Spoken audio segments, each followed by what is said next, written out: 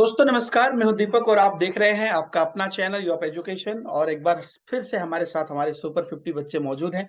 CDP का एक भयंकर रिवीजन चल रहा है, क्विक रिवीजन चल रहा है, लास्ट रिवीजन चल रहा है। और मैं ये भी आपको बता दूं कि 28 से स्टार्ट है, तो ये जो जूम की रिवीजन है ये 27 तक चलेगी।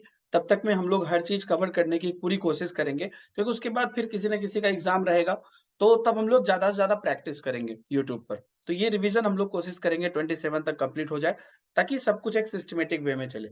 तो आज हम लोग जो हम लोगों ने लास्ट क्लास में रिवीजन किया था चाइल्ड सेंट्रिक एजुकेशन तक, वहां से हम लोग थोड़ा सा आगे बढ़ने की कोशिश करेंगे। सभी पार्टिसिपेंट अपना वीडियो ऑन कर लेंगे और हम लोग शुरुआत करेंगे। आपको याद होगा कल के क्लास में हम लोगों ने जब चाइल्ड सेंट्रिक एजुकेशन किया था, तो सभी बच्चों ने बोला था कि बच्चे को बच्चे के हिसाब से पढ़ाना है। मैं यहाँ पर उसमें थोड़ी चीजें जोड़ना चाहता हूँ, लास्ट में थोड़ा सा बच गया था डिस्कशन। चाइल्ड सेंट्रिक एजुकेशन निश्चित रूप से बच्चे को बच्चे के हिसाब से शिक्षा देना है, इसमें कोई दो मत नहीं है। लेकिन क्वेश्चन आपको कई बार बहुत कंफ्यूज करता है। क्वेश्चन में कई बार ऐसा प्रतीत होगा कि बच्चे कुछ मान लीजिए अपनी मनमानी की बात करते हैं, तो वो चाइल्ड सेंट्रिक एजुकेशन नहीं है। बच्चे कई बार अपना सेल्फ डिसीजन पे काम करते हैं, वो चाइल्ड सेंट्रिक एजुकेशन नहीं है। बच्चे कई बार जो मन सो करेंगे, वो चाइल्ड सेंट्रिक एजुकेशन नहीं है। तो चाइल्ड सेंट्रिक एजुकेशन जैसे ही हम बोलेंगे, तो हमारा फोकस यही रहेगा कि बच्चे को पढ़ाना है, बच्चे का को उसमें फायदा हो, बेनिफिट हो पढ़ने में। ये हमेशा ऑप्शन में हमको चूज करना है ना। तो अब ये बहुत ब्यूटीफुल चीज है कि अब हर बच्चे का अपना तरीका है, किसको कैसे समझाना है, इसका कोई प्री डिफाइंड तरीका नहीं है। हमारे साथ मान लीजिए आरुषि है, आरुषि को हम जैसे समझाएंगे, क्या हम सुनीता को वैसे समझा सकते हैं? नहीं। क्या हम शिल्पी को वैसे समझा सकते हैं? नहीं। क्या संगीता को वैसे? नहीं। सबका अपना अपना तरीका है। तो एक अच्छे टीचर को ये पता होना चाहिए कि हम किस बच्चे को कैसे समझाएंगे तो उनको समझ में आएगा। तो ये आपको पकड़ना है जब आप टीचर बन जाते हैं। तो इसलिए चाइल्ड सेंट्रिक एजुकेशन में हमें बच्चे को हर तरह से समझना भी है, उस हिसाब से पढ़ाना भी है, और सर्वांगीण विकास हो इसकी जिम्मेदारी भी लेनी है। तो बच्चे को उनके इंटरेस्ट को देखकर, उनके आवश्यकताओं को देखकर, वो जैसे समझते हैं, उनको जैसे जो चीज से महसूस होता है। जैसे होता है ना कि कहीं आप छोटे बच्चे को कहीं ले जाना चाहते हैं, मतलब घुमाने के लिए, तो आप वो नहीं जाना चाहता था, बच्चों को बोलते हैं ना घर में कि चलो चलो चॉकलेट दे देंगे, चलो चलो लेस देंगे। क्यों? बच्चा एक्साइटेड हो जाता है। तो वो आप उनकी रुचि के साथ जो है उनको जोड़ दिए उनके अपने काम को। चाइल्ड सेंट्रिक एजुकेशन यही कहता है, पढ़ाने में भी बच्चे की रुचि के साथ जुड़िए। मैथमेटिक्स क्यों, मतलब हवा चलती है, वायरल से होता है चीज। मैथमेटिक्स वायरल हो गया कि कठिन होता है? कुछ है ही नहीं कठिन, मैथमेटिक्स तो हर सेकंड है। मैथमेटिक्स ये ऐसी चीज है जो सबसे ज्यादा आप यूज करते हैं और सबसे ज्यादा आपको आती है। एवरी सेकंड एक डेग चलते हैं मैथमेटिक्स है। तो फिर भी लोग उसको कठिन बोल देते हैं, क्यों? क्योंकि वो एक साइकोलॉजी हो गई है। तो चाइल्ड सेंट्रिक एजुकेशन में ऐसी कोई नेगेटिव साइकोलॉजी हमें नहीं बनानी। हमें टीचिंग मेथड ऐसा रखना है, इवेल्युएशन ऐसा रखना है, इसमें हमको सतत व्यापक मूल्यांकन को हम ज्यादा महत्व देते हैं। अब यहाँ से हम लोग चलते हैं प्रोग्रेसिव एजुकेशन पे।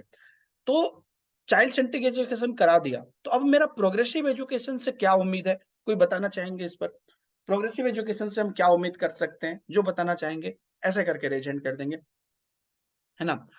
ऐसे करके रेज हैंड, ताकि मैं भी मतलब मुझे दिखे बढ़िया से। जी रोशन जी बताइए।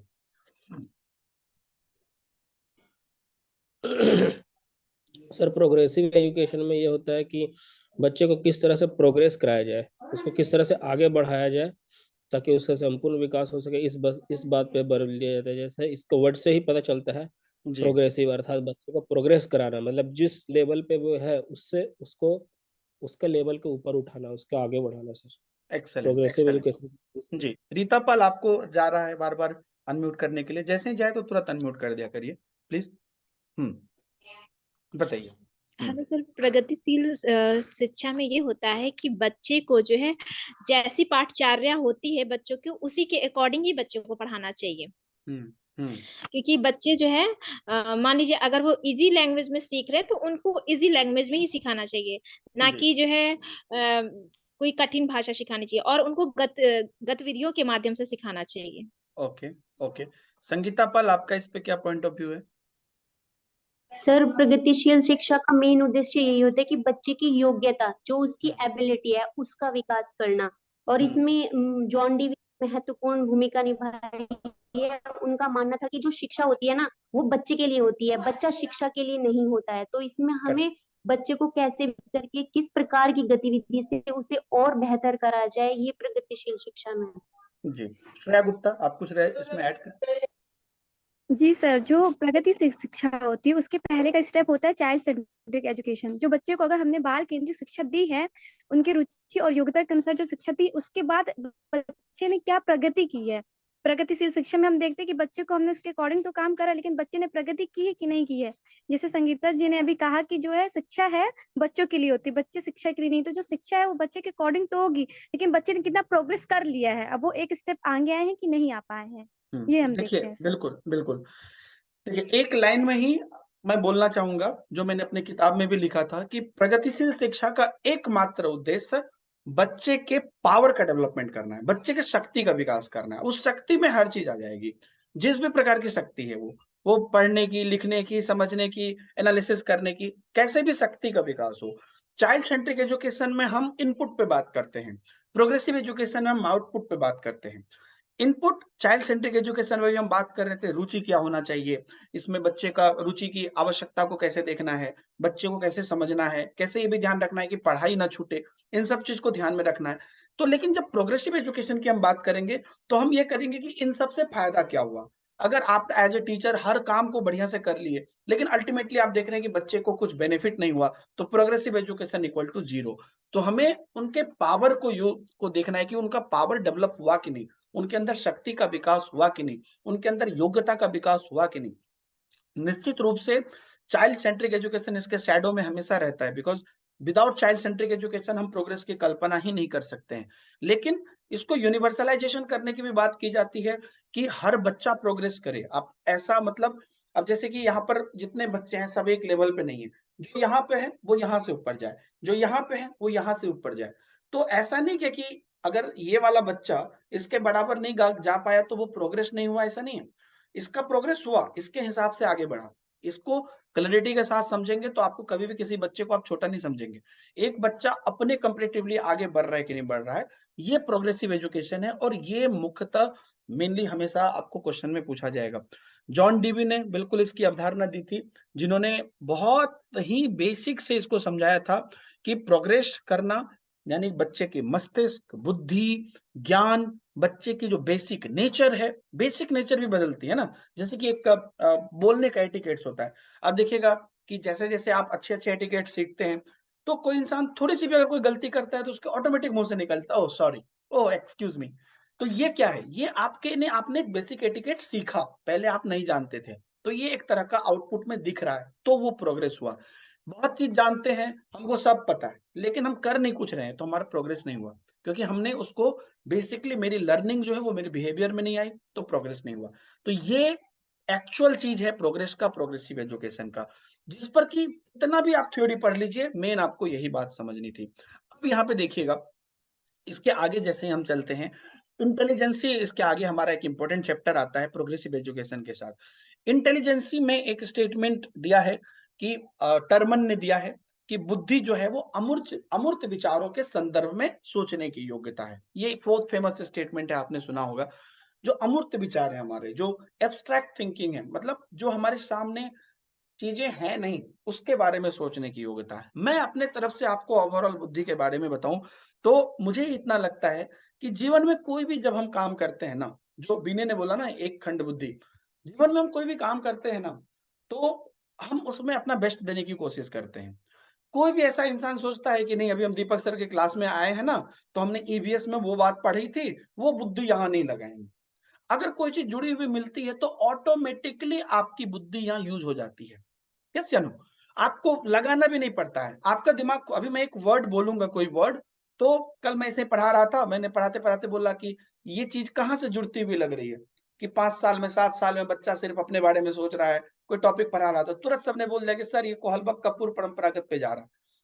तो आपको जबरदस्ती भी नहीं सोचना है, ऑटोमेटिकली आप अपनी सारी बुद्धि जितनी भी होती है वो ऑटोमेटिकली आपके दिमाग में, अरे यहाँ से ये है, अरे ऐसा ही हम कहीं पे देखे थे, कहीं पे देखेंगे तो बोलेंगे अरे ऐसा ही कहीं पे देखे थे।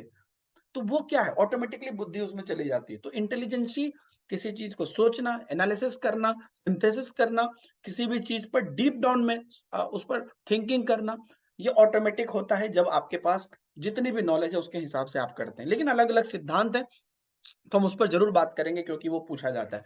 सबसे ज्यादा बहुबुद्धि सिद्धांत है, मैं इस क्लास में फिर से गारंटी दे सकता हूं कि आप किसी भी दिन एग्जाम देंगे, एक क्वेश्चन आपको बहुबुद्धि सिद्धांत से जरूर आएगा।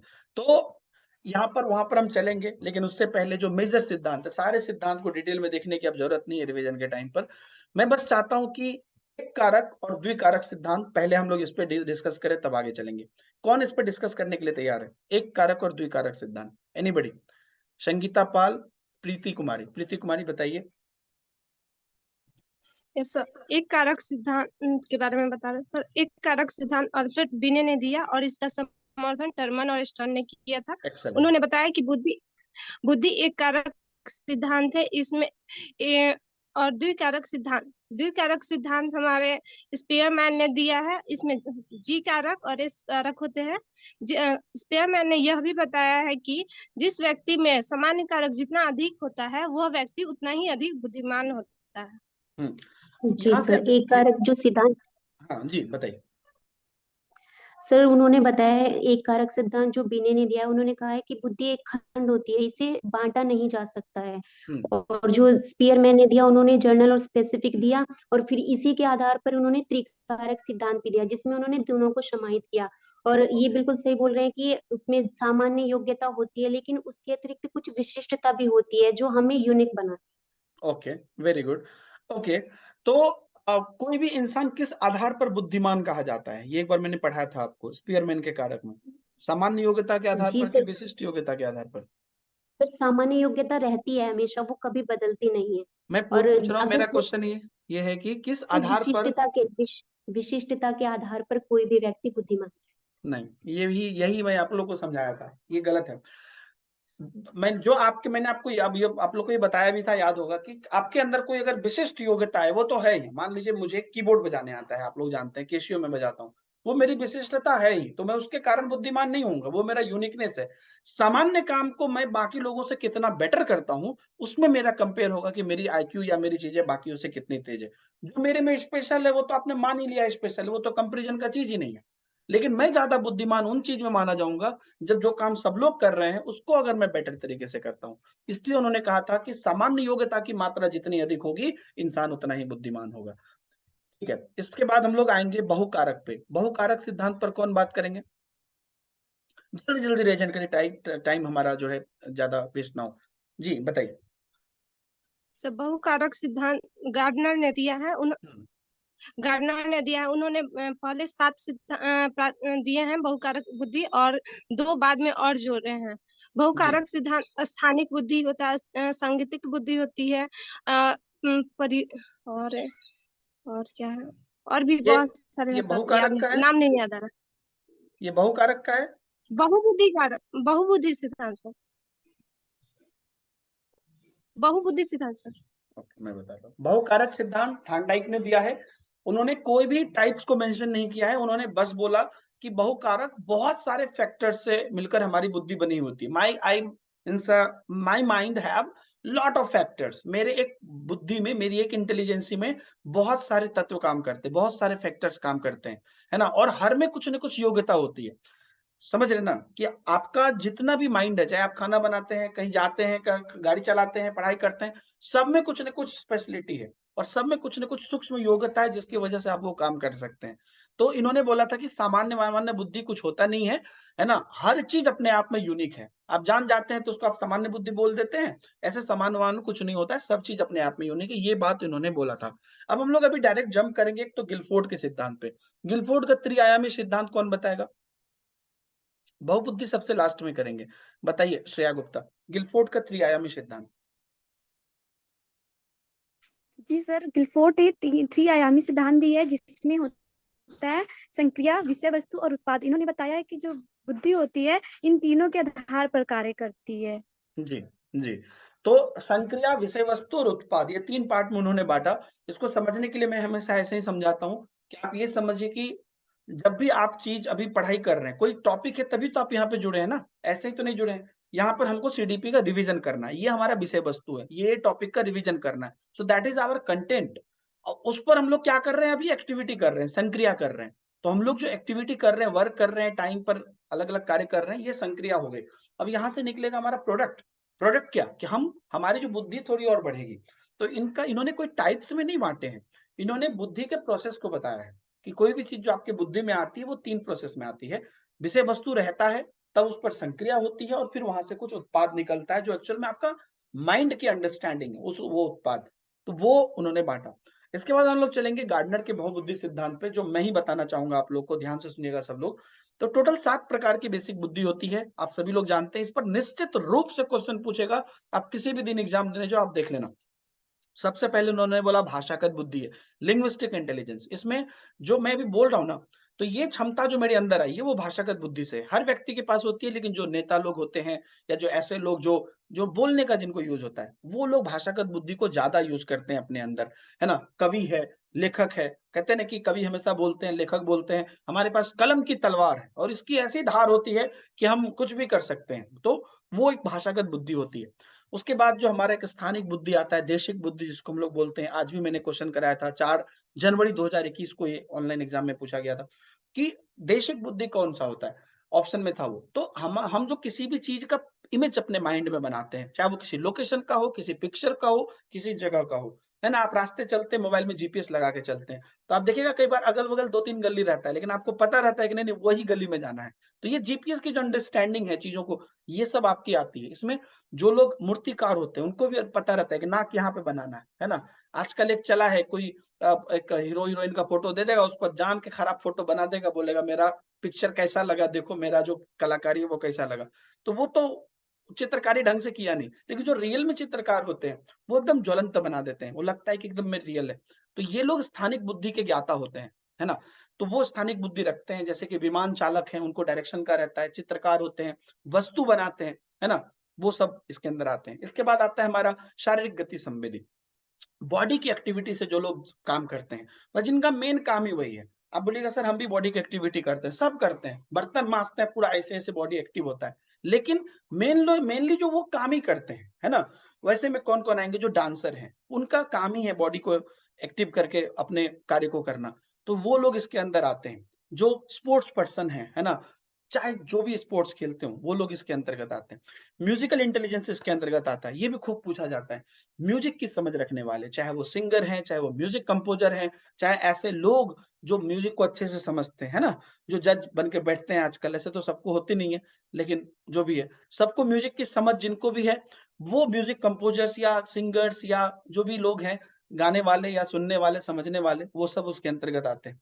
थोड़ी बहुत सबके अंदर होती है। आप भी बोल देंगे कि सारे गामा पामा, ये आज ना पवनदीप आज उतना अच्छा नहीं गाया, है ना, आज अनुनिमा ज्यादा अच्छा गाई, वो आपके सब अंदर भी होती है। लेकिन जो ज्यादा समझ रखते हैं, जो ज्यादा एक्सपर्ट होते हैं, वो उनके अंतर्गत उनको रखा जाता है। इसके बाद एक लॉजिकल मैथमेटिकल होता है। मैं बार बार ये बात बोल रहा हूँ कि हर बुद्धि हर लोग लगाते हैं, लेकिन उसके एक्सपर्ट को हम इसके अंदर रख रहे हैं। लॉजिकल मैथमेटिकल क्या है कि जो लोग चिंतन और समस्या समाधान करते हैं, जिनका काम ही वही है। अब जैसे वैज्ञानिक बन गए, नासा में जाके, इसरो में जाके आप साइंटिस्ट बन गए, तो वो ज्यादा लॉजिकल, सबसे ज्यादा उन्हीं लोग को हम लोग मानते हैं। उसके बाद आता है अंतः व्यक्ति, जो खुद को समझते हैं, है ना, जान के दुनिया क्या है, कुछ नहीं, है ना, उनको कोई बात बुरी नहीं लगती है, दार्शनिक है, धर्म नेता है। जो तुम मुझे बोल रहे हो, गाली दे रहे हो, मैं लिया ही नहीं। और ये बात बहुत सच्ची है ना। हमारे एक बिहार के एक्टर है पंकज त्रिपाठी, आप लोगों ने नाम सुना होगा। एक मैंने उनका इंटरव्यू देखा, बड़ी अच्छी बात बोली, बोले कि मैं अपनी सहजता नहीं छोड़ता हूँ। बोले कैसे? बोले तुम मुझे गाली दोगे, मैं लूंगा ही नहीं। आपको कोई गाली दिया, आप उस पर रिएक्ट करिए जोर से, तो आदमी परेशान होगा। लेकिन वो गाली दिया और आप रिएक्ट ना करिए और आप ये दिखाइए कि आपको कोई प्रभाव नहीं पड़ा, इसमें इंसान ज्यादा परेशान होता है। तो ये चीज जो है आपको समझना है। तो वो खुद को समझना बहुत जरूरी है। और उसी का दूसरा पार्ट आता है अंतरवैयक्तिक बुद्धि, इंटरपर्सनल। इसमें दूसरों को समझना होता है कि सामने वाला का क्या बुद्धि है। जैसे साइकोलॉजिस्ट होते हैं, अभी हम लोग पढ़ाते हैं, टीचर्स को भी बहुत रिक्वायर्ड होती है ये चीजों की। अभी इतने बच्चे जुड़े हैं, तो कैसे बच्चे कंफर्टेबल रहे, कैसे वो पढ़े, कैसे उनका इन्वॉल्वमेंट बना रहे। हम लोग यूट्यूब पर जाते हैं, मैं आपको सही बात बताता हूँ, आज पहली बार बता रहा हूँ, मैं कोटा में आईटी की तैयारी किया हुआ हूँ, आईटी के स्टैंडर्ड लिस्ट में भी रहा हूँ, अच्छे कॉलेज से, उड़ीसा का टॉप कॉलेज से मैंने इंजीनियरिंग भी की है, 10 साल नौकरी भी की है, फॉरेन में भी 4 साल काम किया हूँ।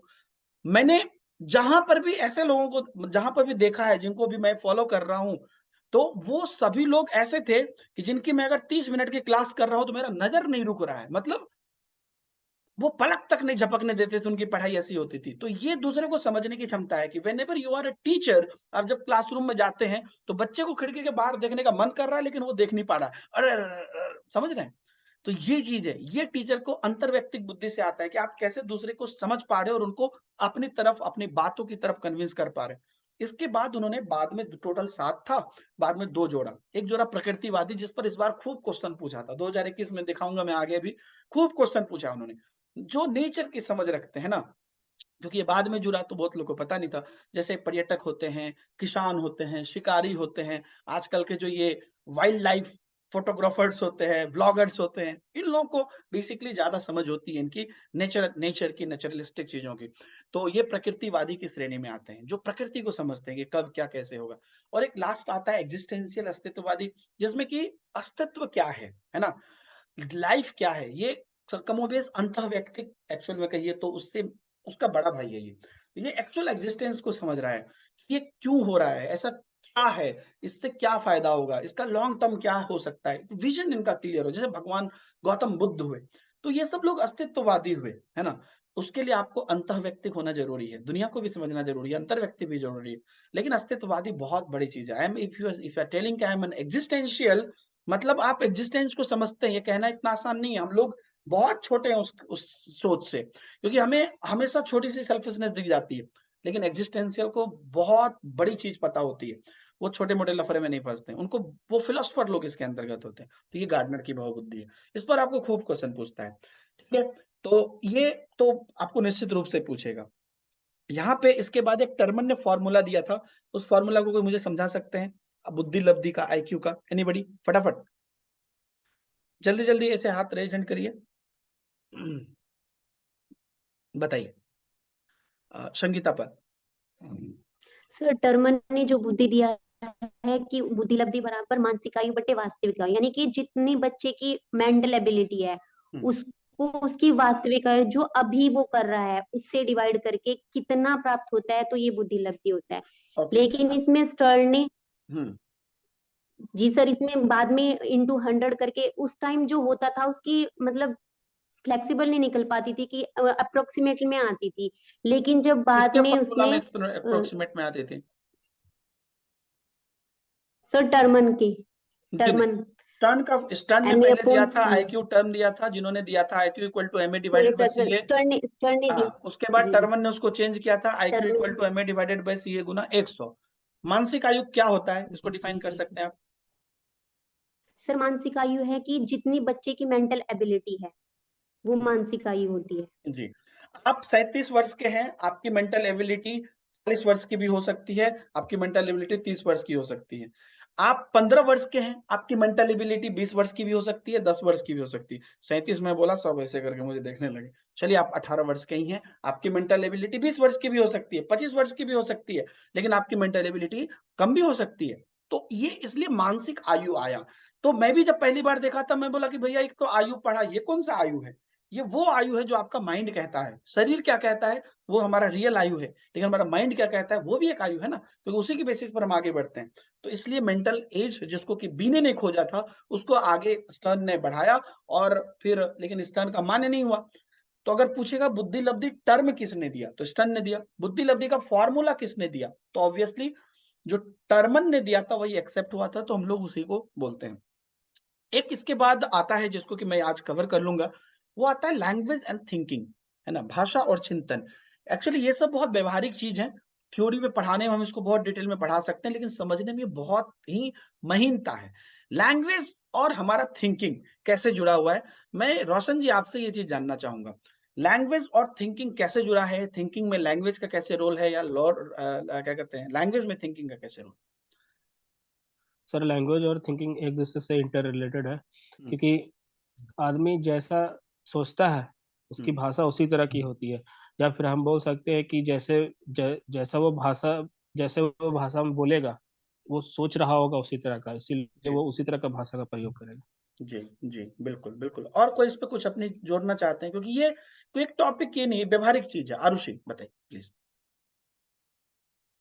यस सर, ये भी होते है कि जैसा आप सोचते हैं, जैसे आपके बारे में, किसी के बारे में, पढ़ाई के बारे में, जैसा आपका सोच होगा वैसा ही उसका वैसा ही वो बोलेगा। तो दोनों सेम ही होते हैं। जैसे कि वो प्रदर्शन करना, जैसे आपका ही है, मतलब सर है प्रणाम के, मेरा एक अंदर फीलिंग आता है ना कि जैसा सोचते हैं वैसा प्रदर्शन भी करते हैं। तो Okay. जैसा सोचेगा वो उसका वैसा लैंग्वेज होगी। एक्सेलेंट जी। आशुतोष जी। सर जैसे जो भाषा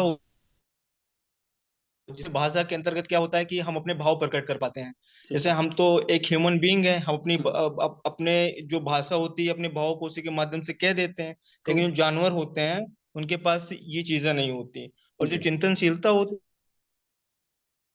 हमारे सामने कोई सा प्रॉब्लम क्रिएट हो गई, तो जब उसके सोल्यूशन के लिए जो चीजें हम सोचते हैं तो सर उसे हम चिंतन कहते हैं। Okay, good good. देखिए दोनों ही आपस में रिलेटेड है। हम कहते हैं कि लैंग्वेज जो है, language is medium to express your feelings या एक्सप्रेस योर थिंकिंग। आप अपने भाषा की मदद से आप अपने भाव को अभिव्यक्त कर सकते हैं, बता सकते हैं मेरा भाव क्या है। अभी मैं किस भाव में हूँ, मेरी भाषा से ही परख रहे हैं ना। मैं आपको दिख रहा हूँ कि बहुत डेडिकेटेड हूँ पढ़ाने के लिए, मैं बहुत एकदम पैशनेट हूँ अभी कि कैसे आप समझ जाएं। मेरी भाषा से ही आप पकड़ रहे हैं ना। हो सकता है मेरे मन में वैसा ना हो, मेरे मन में हो रहा करे अरे भाई कैसे टाइम पास करे, हो सकता है, अभी है नहीं लेकिन मैं एग्जांपल दे रहा हूँ, ऐसा हो तो सकता है। तो लेकिन आपके पास एक भाषा ही है। हम कहते हैं कि भाषा एक ऐसा द्वार है जिससे आपके सभी विचार पता चल जाते हैं, सभी भाव पता चल जाते हैं। तो इसलिए लैंग्वेज जो है उससे ही आप अपने भाव को व्यक्त कर सकते हैं। मनुष्य को इसलिए श्रेष्ठ माना जाता है, जैसे आशुतोष जी ने भी बोला, मनुष्य इसलिए श्रेष्ठ है पशुओं से क्योंकि हम अपने भाव को व्यक्त कर सकते हैं। और तो पशु की भी अपनी भाषा होती है आपस में बात करने की, हम उस पे नहीं जा रहे हैं, लेकिन एक्चुअल में हमारे भाव होते हैं। अभी आप 10 लोगों से बात करेंगे, सबसे अलग-अलग बात करेंगे। कल ही मैंने किसी से पूछा था, सुनीता से पूछा था शायद, तो आप अपने दोस्त से बात करेंगे, मेघा था आपका दोस्त ना, सुनीता का ही था ना, थी ना दोस्त मेघा? तो किसी और की थी, आज नहीं आई है शायद। तो जो बोल रहे थे कि सर मेरे दोस्त अबे क्या कर रही है या क्या कर रही है, ऐसे बात करेंगे। मुझे बोल रहे हैं कि सर जी सर प्रणाम। तो ये क्या है, भाषा से ही आप लोगों के रिलेशंस को भी डिनोट करते हैं। मम्मी पापा बोलेंगे जी मम्मी, हाँ पापा, हाँ पापा, ऐसे। कोई बहन बोलेगी क्या है चल हट। ये अलग अलग तरीके से जो हम भाषा का व्यक्त करते हैं, हम अपने भाव को भी बताते हैं कि आप किससे बात कर रहे हैं। लेकिन भाषा से आपके चिंतन का पता चलता है, आपके थिंकिंग का, आपके विचार का, आपके थॉट का पता चलता है, क्योंकि हरलॉक ने बोला था कि भाषा में संप्रेषण के वे सभी साधन आ जाते हैं जिसमें विचार और भावों को प्रतीकात्मक रूप में आप दिखाते हैं। तो इसमें इसको अलग-अलग तरीके से भी आपको पूछा जाता है। तो ये विचार और भाव, इसको अर्थपूर्ण ढंग से आप भाषा के थ्रू ही कह सकते हैं। तो जब तक आप बोलेंगे नहीं, आपका विचार पता नहीं चलेगा। आपका विचार बहुत अच्छा है, आप कुछ बोल नहीं रहे हैं, तो इसका पता नहीं चल पाएगा। इसलिए भाषा जो है ये आपको कैसा है, ये विचार से बनता है। क्योंकि अगर आप गलत भाषा बोल रहे हैं, तो ऑब्वियसली आपका विचार खराब है, या अच्छा है भी तो हमें कैसे पता? लेकिन आपका विचार खराब है, लोग यही मानेगा। वाणी एक टर्म आता है, आप लोगों ने सुना होगा, हिंदी में भी पढ़ा होगा। वाणी भाषा का ही स्वरूप होता है, जिसमें अर्थ जो होता है, उसको दूसरे को अभिव्यक्त करने के लिए कुछ ध्वनियाँ या कुछ शब्द उच्चारित किए जाते हैं। उसको हम बस वाणी बोल देते हैं। तो वो भाषा का ही रूप है। भाषा का ही एक फॉर्म है वाणी, जिसमें कि कुछ ध्वनियाँ बोल देते हैं, वो भी वाणी ही है। जैसे कुछ आप टोन होता है, कुछ एक चीज़ पर एम्फेसिस दे दिए, तो वो सब भी वाणी का रूप ले लेता है, लेकिन भाषा उसका मतलब वो भाषा बड़ा रूप है, वाणी उसका एक स्वरूप है। बच्चे में अगर हम डेवलपमेंट की बात करते हैं, भाषा के विकास की बात करते हैं, तो जब बच्चा जन्म लेता है, उसी के कुछ समय बाद से भाषा का विकास शुरू हो जाता है। और आपको याद होगा एक क्वेश्चन सीटेट में भी आया था कि 3 से 5 साल जो होता है, ये बहुत पीक आवर होता है डेवलपमेंट का, भाषा के विकास का। 1.5 साल 2 साल तक बच्चा बहुत कम शब्द सीख पाता है। लेकिन 2 साल के बाद ऐसा ग्रैब करता है कि वो हर चीज़ आपका मतलब जो भी आस-पास में चल रहा है, वो सीखेगा। और तभी तो उसकी कोई विचार नहीं रहती है, भाषा उनकी पूरी अनुकरण पे रहती है, पूरा अनुकरण पे। जो अनुकरण किया वो बोला। मैंने बोला ना, मेरे पड़ोसी में एक बच्चा आया, वो बोलता टॉक टू माय फुट। वो मीनिंग नहीं जान रहा है, उसका कोई विचार नहीं है उस टाइम पे। लेकिन वो स्कूल में किसी का सुना, तो बोल रहा है टॉक टू माय फुट। मैं उसको बोला कि बेटा आपका नाम क्या है? बोलता टॉक टू माय फुट। तो वो उसको विचार नहीं उस टाइम पे। तो कहने का मतलब ये है कि भाषा अपने आप चलते रहती है, विचार भी चलते रहता है, लेकिन जैसे-जैसे विचार बदलती है, भाषा उससे प्रभावित होती है। ये दोनों चीज़ आपको समझना है। समझ रहे हैं? तो भाषा कई बार ऐसा भी होता है, कई बार अच्छे विचार के लोग के भी कई बार भाषा खराब हो जाते हैं। तो ऐसा नहीं कि 100% डिपेंडेंट है, लेकिन हाँ, प्रभावित होती है। और एक और चीज़ इसका दूसरा रूप है कि आप जितनी अच्छी भाषा का प्रयोग करते जाते हैं और जितना ज़्यादा करते जाते हैं, उसका भी प्रभाव आपके विचार पे पड़ता है ना? तो जैसे कि हम पहले बचपन में रहते थे ऐसे जगह पे जहाँ पे सबका भाषा खराब था, मैं ऐसे जगह पे रहता था। फिर धीरे-धीरे जब अच्छे जगह पे गया, मैं भी अच्छी भाषा बोलने लगा, तो मैंने अपने आप में भी चेंजेस देखे कि मेरे सोच में बदलाव आ रहा है। अच्छे से बात करना, लोगों के साथ अच्छे रहना, आपके अंदर भी ऑप्टिमिस्टिक सोच आएगी। आप एक दिन करके देखिएगा, एक दिन बहुत गंदे से सबसे बात करिएगा, एक दिन सबसे बहुत अच्छे से बात करिएगा। आपकी खुद की पर्सनैलिटी में आपको डिफरेंस लगेगा। तो ये चीज़ है। और भाषा हर तरह का होता है, भाषा कई बार रोना, चिल्लाना, इससे भी बच्चा भाषा को व्यक्त करता है। जन्म जब बच्चा लेता है तो उसकी भाषा वही पहले शुरुआत होती है वॉवेल से, फिर कॉन्सोनेंट अ, आ, इ 3-4 महीना में बोलना शुरू करता है, 5-6 महीना में क, ख, ग, घ ये सब बोलना शुरू करता है। फिर उसके बाद वह एक-एक वर्ड माँ, सबसे पहले 3 महीना में माँ माँ बोलता है, 6 महीना में लगभग माँ बोलता है। तो फिर उसके बाद फिर वो अलग-अलग शब्द बोलना शुरू करता है। भाषा का इम्पोर्टेंस बहुत ज़्यादा है, इस पर बहुत सारे क्वेश्चन आते हैं। भाषा आप लैंग्वेज आप कोई भी चीज़ आपको चाहिए, बिना लैंग्वेज के आप बोल नहीं सकते हैं। चाहे वर्बल हो या नॉन वर्बल हो, दोनों ही कम्युनिकेशन होगा, हिंदी में भी आप पढ़ेंगे। भाषा बोल के हो या इमोजी से हो, आजकल आप लोग इमोजी ज़्यादा यूज़ करते हैं, अभी भी चैट में भी करते हैं, व्हाट्सएप में भी करते हैं। तो वो जो आपका है, वो भी एक प्रकार की भाषा है, नॉन वर्बल कम्युनिकेशन है, जेस्चर है। तो ये जो होता है आपका, तो आप अपनी इच्छा की संतुष्टि के लिए भी भाषा का यूज़ करते हैं। लोगों का ध्यान खींचने के लिए भी आप भाषा का यूज़ करते हैं, है ना? जैसे हम लोग क्लास में जाते हैं, good morning, how are you? तो हमने अटेंशन गेन किया, तो उसके लिए बहुत यूज़ होता है। अभी मेरे पास भाषा नहीं रहती, तो शायद मैं इतना अटेंशन आपका गेन नहीं कर पाता, कितना भी मैं लिख-लिख के एक्चुअल में लिखना भी भाषा है, बोलना भी भाषा है, कहीं न कहीं भाषा का तो यूज़ होगा ही। सामाजिक संबंध भी भाषा से ही बनते हैं। आज आप अपने इर्द-गिर्द देख लीजिए, 10 परिवार के लोगों का 10 तरीके का इंप्रेशन है। एक परिवार के अंदर के 4 आदमी का अलग-अलग इंप्रेशन है समाज में, उनकी भाषा का उसमें बहुत बड़ा रोल है ना? एक बच्चे को लोग सब खूब मानता है क्योंकि उसकी भाषा अच्छी है ना? भाषा अच्छा है तो विचार भी अच्छा है, क्योंकि विचार अच्छा रहेगा तो भाषा अच्छा होगा ही एक्चुअल में। मैक्सिमम ये चांसेस रहते हैं, दूसरे के विचार को भी प्रभावित करते हैं। इसके अंदर कुछ सिद्धांत आते हैं, परिपक्वता का सिद्धांत आता है। मैं ही पढ़ा रहा हूँ क्योंकि ये कुछ नई-नई चीज़ें हैं, मतलब रिवीजन में, फ्लो में काम आएँगी, तो आप लोग सुनिएगा ध्यान से। परिपक्वता का सिद्धांत है कि जैसे ही जैसे आपके जो बोलने की जो भी यंत्र जैसे तालु है, मुँह है, लिप्स है, ये सब जैसे-जैसे बच्चों का परिपक्व होते जाता है, भाषा भी अच्छा होने लगता है। शादी के कार्य में देखते हैं, मेरी बुआ की थादी में दुलुल थे दुलुल नाना। तो वो क्या है, भाषा परिपक्व नहीं हुआ है बच्चे का। जब भाषा परिपक्व हो जाएगा, उसकी जिह्वा, तालु, होंठ, दाँत सारे स्वरयंत्र स्टेबल हो जाएँगे, तो वो भी बोलेगा मेरी बुआ की शादी में ज़रूर से ज़रूर आना। ये जो 18 साल के बच्चे बोलते हैं बाबू थोना-थोना, ये सब कुछ नहीं है, वो सब एक्चुअल में झूठ बोलते हैं। वो परिपक्व हो चुके हैं, उनका तालु, लिप्स, जिह्वा सब परिपक्व, दाँत सब परिपक्व है, वो झूठ-मूठ का वैसा नाटक करते हैं। तो जब परिपक्वता आ जाती है तो भाषा पे नियंत्रण हो जाती है। कोई भी अगर तुतलाता है तो उसका भाषा पे नियंत्रण एक्चुअल में नहीं है, या तो वो बदमाशी कर रहा है, इन दोनों में से कुछ है। अनुबंधन का सिद्धांत आता है जिसमें कि जब कोई बच्चा शैशवावस्था में होता है, तो वो अमूर्त चीज़ें नहीं सीख सकता, चीज़ों से प्रोविज़न नहीं कर पाता है, वो दूसरी चीज़ों से जोड़ता है। अब जैसे दिखाया एप्पल, एप्पल से अनुबंधन हो गया एप्पल का, है ना? जैसे मैं अपनी बेटी को हम लोग सिखाते हैं टेक, कोई चीज़ वो देती है तो वो भी बोलती है टेक, तो वो अनुबंधन हो जाता है, एक्टिविटी से वो सीखते हैं भाषा। अनुकरण का सिद्धांत है, बच्चे फॉलो करके सीखते हैं, ये बताने की ज़रूरत नहीं है, जन्म से ही सीखते हैं। इसके साथ-साथ चॉम्स्की ने लैंग्वेज एक्विजिशन थ्योरी दिया था, जो मैंने बोला था, अर्जित करने का जैसे ही बात करते हैं, तो किसी भी चीज़ों को जैसे ही आप अर्जित करते हैं, वो आपको नए-नए वाक्य, नई-नई चीज़ें आपको पता चल जाती है। तो अर्जन और अधिगम में ये डिफरेंस भी मैंने आपको पहले बता दिया था। तो अर्जित करना चीज़ों को एक्विजिशन आपके अंदर ले लेना है, लेकिन अधिगम करना उसको व्यवहार में शामिल करना हो जाता है। तो इसको बहुत सारी चीज़ें प्रभावित भी करती है, इस पर क्वेश्चन आता है, लैंग्वेज को क्या-क्या इफेक्ट करता है? आपका हेल्थ, क्या जैसा हेल्थ रहेगा, कई बार न्यूट्रिशन नहीं है तो माइंड डेवलपमेंट भी नहीं हुआ, भाषा भी नहीं हुआ। बुद्धि से भी भाषा बनती है। आप किस समाज में रहते हैं, आपकी आर्थिक स्थिति कैसा है, वैसा ही स्टेटस के वैसे ही दोस्त होते हैं, है ना? गाँव घर में रहिएगा, की रखी हाल बा। अब वही अभी देखिए बड़े-बड़े शहर में महानगर के बच्चे, ए हाय, हेलो, हाउ आर यू? तो ये डिफरेंस हो जाता है आपका भाषा में। आप जैसे कंडीशन में है, जैसा आपका वैसा कल्चर, वैसा आपका फ्रेंड्स हो जाता है। लैंगिक भिन्नता भी होती है, लड़कियों की आवाज़ पतली होती है, फास्ट होती है, लड़कों की थोड़ी-सी स्लो होती है।